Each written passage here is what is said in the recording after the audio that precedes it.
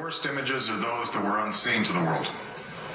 The empty seat at the dinner table, children who were forced to grow up without their mother or their father, parents who would never know the feeling of their child's embrace, nearly 3,000 citizens taken from us, leaving a gaping hole in our hearts. On September 11th, 2001, in our time of grief, the American people came together. We offered our neighbors a hand, and we offered the wounded our blood. We reaffirmed our ties to each other and our love of community and country. On that day, no matter where we came from, what God we prayed to, or what race or ethnicity we were united as one American family. We were also united in our resolve to protect our nation and to bring those who committed this vicious attack to justice. We quickly learned that the 9/11 attacks were carried out by Al-Qaeda, an organization headed by Osama bin Laden, which had openly declared war on the United States and was committed to killing innocents in our country and around the globe. And so we went to war against Al-Qaeda to protect our citizens, our friends, and our allies.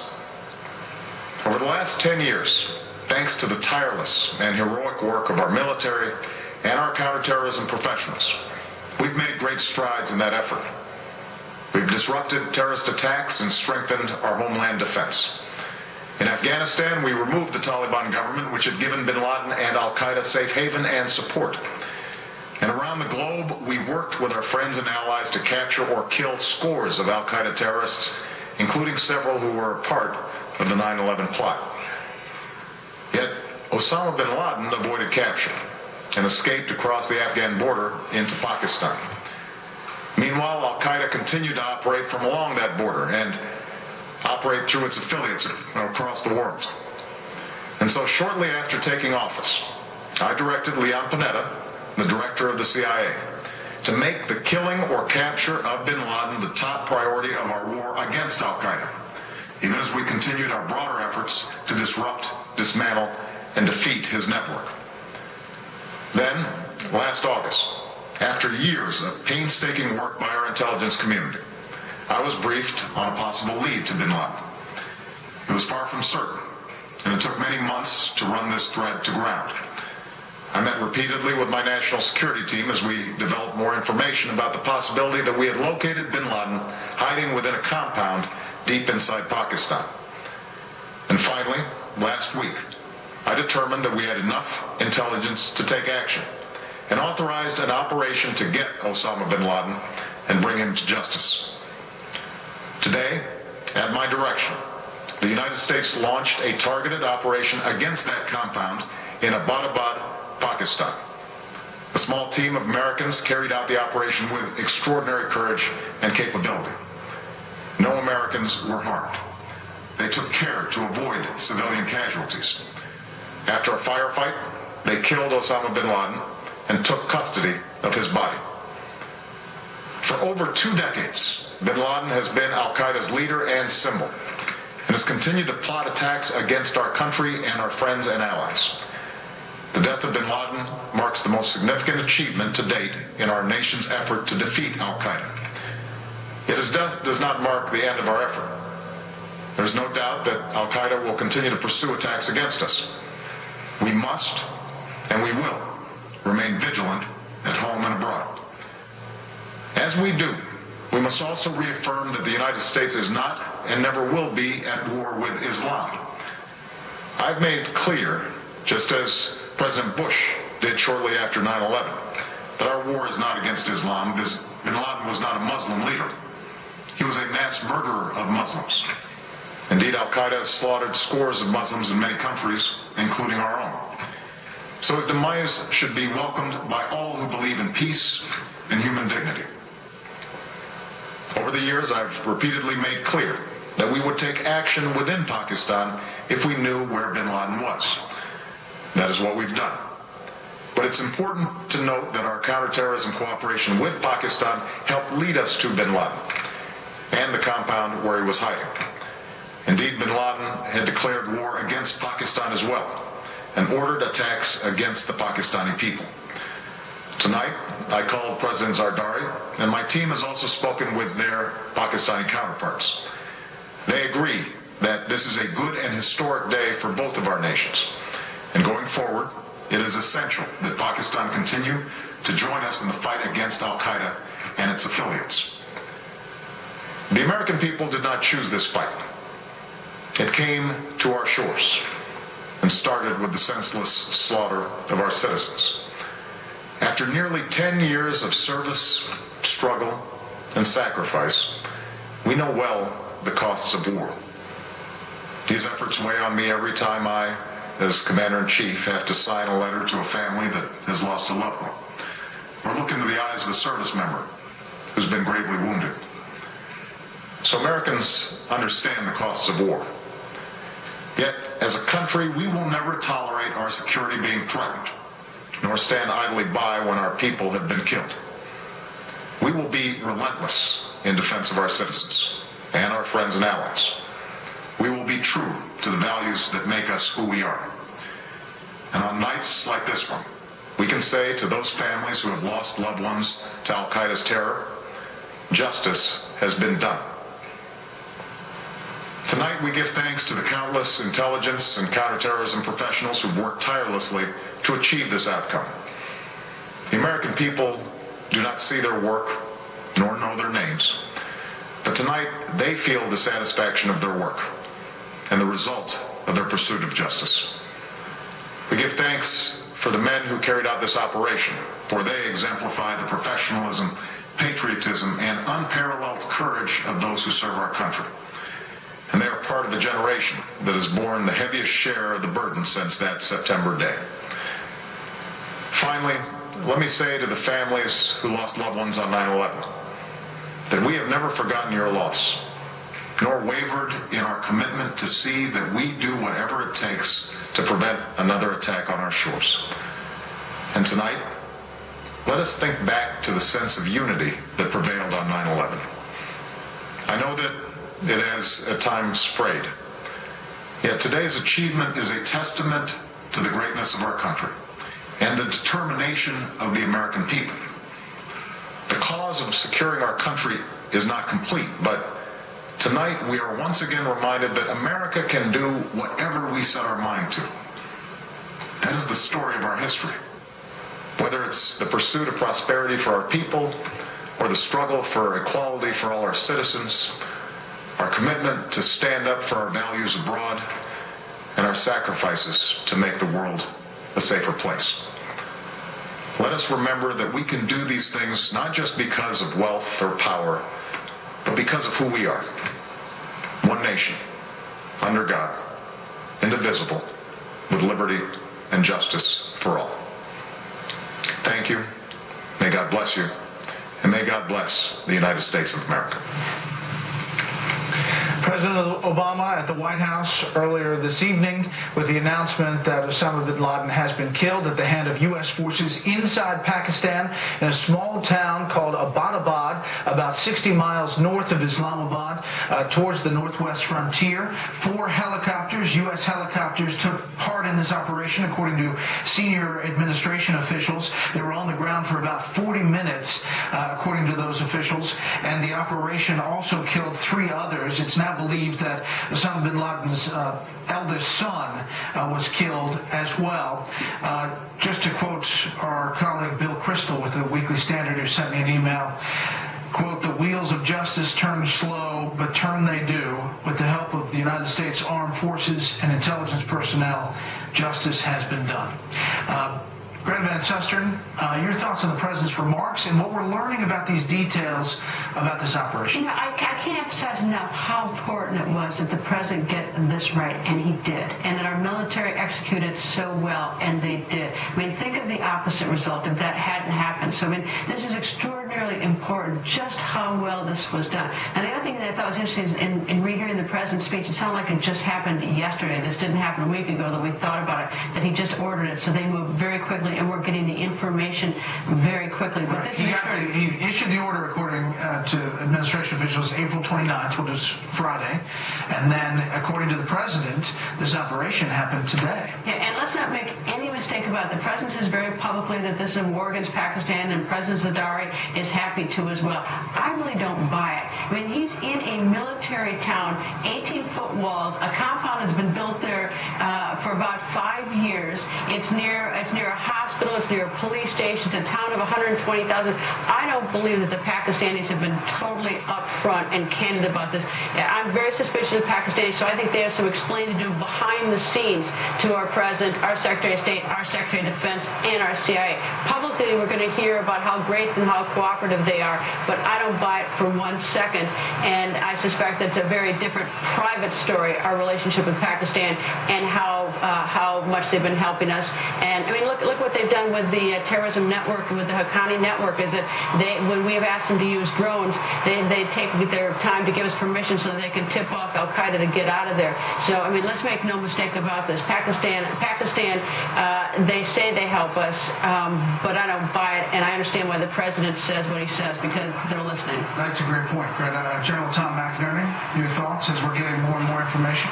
Well, it was brilliantly executed, Brett, and I concur with Greta's comments, though maybe despite some people in Pakistan, there are some that are helping us, and I think that's very important. But any way you look at it, this was a very dangerous mission. It was done flawlessly, even though we lost a helicopter. We don't know if it was shot down or mechanical. They got in, they got out. Apparently it was lightly guarded, since they only killed 3 other people. But I cannot compliment our people, their covert people probably, and the team that did it is absolutely brilliant. We ought to be all proud of them and the intelligence network. I do want to read the statement from Speaker John Boehner, released a little while ago. Didn't read it back then. Quote, "This is great news for the security of the American people and a victory in our continued fight against Al-Qaeda and radical extremism around the world. We continue to face a complex and evolving terrorist threat, and it is important that we remain vigilant in our efforts to confront and defeat the terrorist enemy and protect the American people. I want to congratulate and thank the hardworking men and women of our armed services and intelligence community for their tireless efforts and perseverance that led to this success. I also want to commend President Obama and his team, as well as President Bush, for all of their efforts to bring Osama bin Laden to justice." One other thing I want to add to this is that this is not a criminal exercise. This is war. He's dead. And think if we had taken him alive, sort of all the ramifications of that, all the problems we would have had with that. This is very different. So having him killed is probably is much better. I don't know what the consequences will be, whether Al-Qaeda will get revved up or whatever, but having him killed in an act of war certainly simplifies things rather than if we had taken him alive. I do want to say also out the Washington-based Council of American Islamic Relations, also known as CARE, out with a statement saying, "We join our fellow citizens in welcoming the announcement of Osama bin Laden being eliminated as a threat to our nation and the world through the actions of American military personnel. As we have stated repeatedly since the 9/11 terror attacks, bin Laden never represented Muslims or Islam. In fact, in addition to the killing of thousands of Americans, he and Al-Qaeda caused the deaths of countless Muslims worldwide." We also reiterate President Obama's clear statement tonight that the United States is not at war with Islam. Which is an important statement for everyone to remember, and as we go on, to remember how CARE came out very quickly and praised the actions of getting bin Laden. Right, and also the President Obama referencing President Bush saying at the start of 9/11, after 9/11, we are not at war with Islam in his speech tonight. And I thought it was important that he mentioned President Bush tonight because it's been a long journey for both of them and also for our military. military and for Americans. We look live outside the White House and in Times Square in New York. We'll update our top story, breaking story. Osama bin Laden is dead at the hands of U.S. forces. President Obama making that official announcement late Sunday from the White House. Bin Laden was killed by an American airstrike, a strike team, a special ops team, which launched a raid on a compound in Pakistan. We have Fox team coverage tonight, this morning, I should say. National correspondent Catherine Herridge working the intelligence angle here at our Washington bureau. Jennifer Griffin monitoring information coming out of the Pentagon. But we begin with White House correspondent Mike Emanuel on this most unusual Monday morning at the White House. Mike. No question about that, Brett, and the party continues outside, just out past the North Lawn, as hundreds of gatherers have come to celebrate the news. Inside here at the White House, there's been a more serious tone. Obviously, President Obama concerned about what the reaction may be throughout the Muslim world. It's been interesting, the timetable of the development of this information. The president saying he got some information last August, and then in recent weeks, convening meetings with his national security team, then issuing the order on Friday, and then the team practicing for this to minimize the possibility of collateral damage and also minimize the possibility of any Americans being killed. The terrific news is obviously none of the American members of the strike team were killed in the operation. Only the bad guys were killed, and so a successful mission and a big sigh of relief here at the White House, as this has been something they've been hoping to do for many, many years. Right? This obviously will drive the news for the day, the week, who knows. It could change the entire dynamic in the fight against terrorism. It will. Let's check now in at the Pentagon. National Security Correspondent Jennifer Griffin. Good morning, Jennifer. Good morning, Brett. Well, it's significant that the 4 helicopters carrying those U.S. Special Operations Forces took off from a Pakistani airbase. That's from a Pakistani official. We also understand that gunfire from the ground brought down one of those helicopters, but as the president said, no U.S. members of the Special Operations teams were killed or injured in the firefight. The firefight took place today. It is significant that the Pakistanis gave use of their airbase because just 1 week before, Admiral Mike Mullen, chairman of the Joint Chiefs, was in Islamabad, and he made a very public criticism of the Pakistani ISI, their intelligence service, for having supported the Haqqani network there. That was an unusual statement by Admiral Mullen at the time. Just 9 days before that statement by Admiral Mullen, the head of the ISI flew on a very unusual trip to Washington to meet with the CIA. We heard reports of tension between the two intelligence agencies, an unusual short visit by the ISI chief. He then flew back to Islamabad. It will be very interesting in the coming days to find out what happened and how much involvement, if any, the Pakistanis had in helping with the intelligence tips that went ahead with this operation, or if they helped in the operation at all, because there's been a lot of tension between the CIA and ISI in recent months, as we've been reporting, Brett. Jennifer Griffin live at the Pentagon, using her sources, talking to a bunch of people there. Also, national correspondent Catherine Herridge here in the Washington bureau. What are you hearing, Catherine? Well, thank you, Brett. I just want to follow up on some of the information we're learning about this tip or this lead that came in last August. A source here in Washington who's familiar with the intelligence told me that this was really human intelligence at every level. It came in August, and by February of this year, it continued to develop. And then I was told earlier this week that it, quote, looked like the real deal. And then they got the confirmation, the DNA, that it was bin Laden. I also have just come off a conference call with senior administration officials who confirmed some important points about how this operation went down vis-a-vis how much visibility the Pakistanis had about that operation. What we were told is that the Pakistanis helped develop this lead that came to light last summer, but in terms of the operation itself, they were not informed of the details of that operation because for operational reasons, we were told by a senior administration official, it was really on a close hold and it was not shared with the Pakistanis.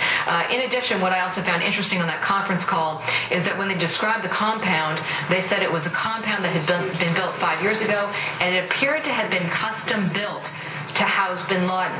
And if these reports are true that his son was taken with him or killed with him, this would paint a picture that bin Laden felt entirely secure in this area, an urban area, a compound, if you will, that had been designed to protect him. And if the son was there as well, that would be more confirmatory evidence that he felt very secure and very comfortable living in that part of Pakistan, Brett. Very interesting. Catherine, thank you very much. This should point out the State Department early Monday put all U.S. embassies around the world on alert, warned of heightened anti-American violence after the killing of bin Laden.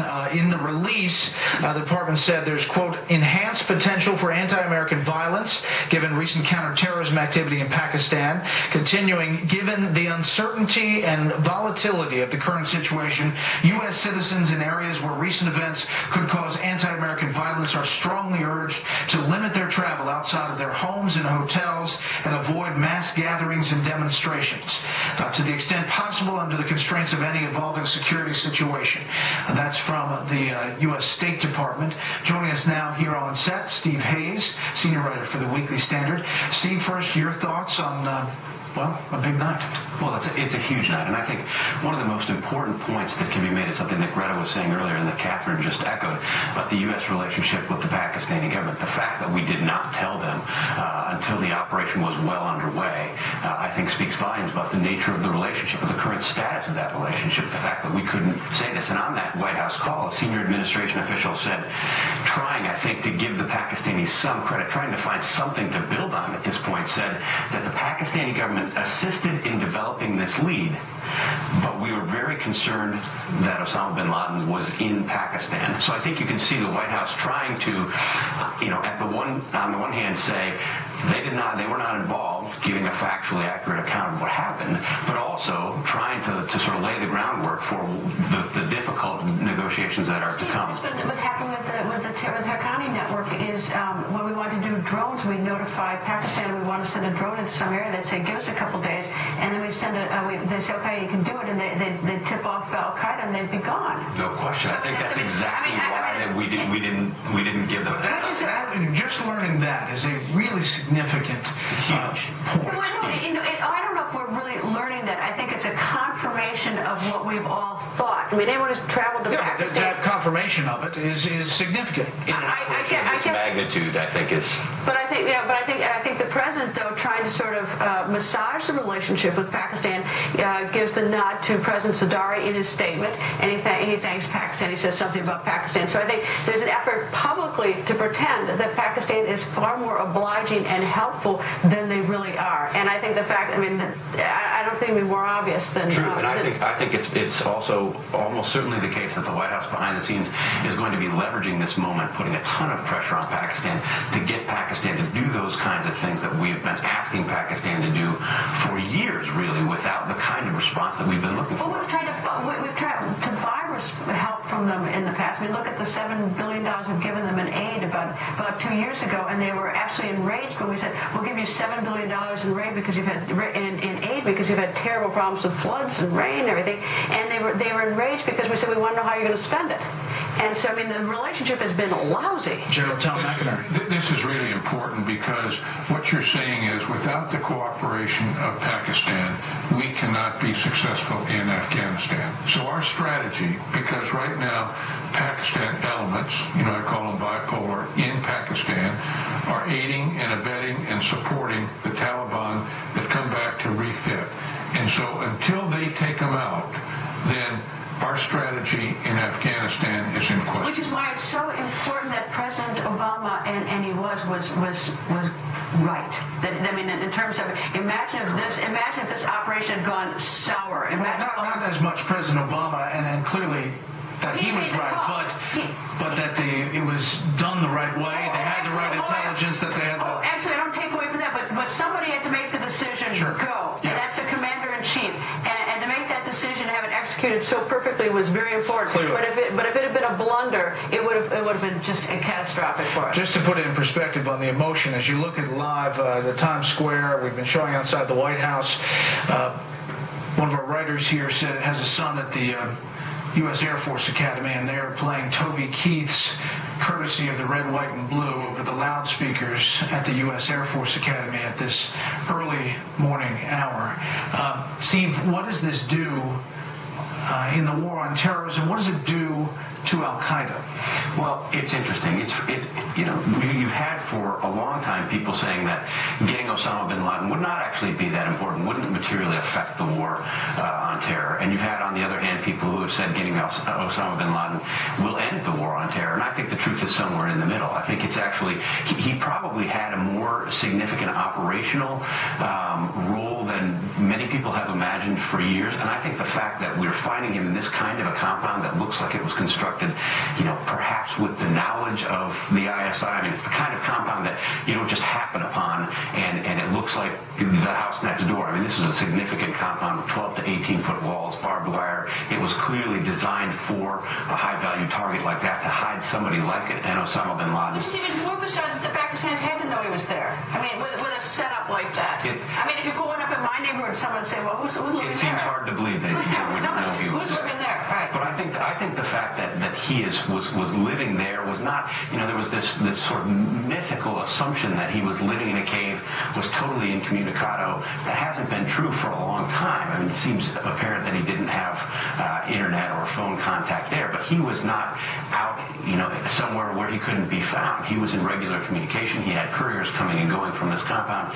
So I think he probably did have more of an operational control than many people have believed for years. How about number two? Well, that'll be interesting. I mean, many people have said for a long time that he was the one who really globalized Al-Qaeda and took it to do the kinds of things that we've become familiar with Al-Qaeda doing. It's the top of the hour, 1 in the East, on a huge early morning Monday. Osama bin Laden dead at the hands of U.S. forces inside Pakistan. An operation, we're told, was about 40 minutes on the ground. 4 U.S. helicopters taking off, according to sources from a base inside Pakistan, to pull off this operation in Abbottabad, which is about 60 miles north of Islamabad, Pakistan, the capital. We're told that in addition to Osama bin Laden, 2 others were killed. His eldest son, believed to be among the dead. The U.S. has the body of Osama bin Laden, and we are being told that it is being handled by Islamic customs. That's from a senior administration official. We're ensuring, quoting, we're ensuring it is handled in accordance with Islamic practice and tradition, something we take seriously, handled in an appropriate manner. A big morning, and of course one of the live shots we're looking at there on the screen is outside the White House, and the man who took us to this breaking news this evening on Fox News Channel, Geraldo Rivera, is outside the White House right now. Yes, I've got you 5 by 5.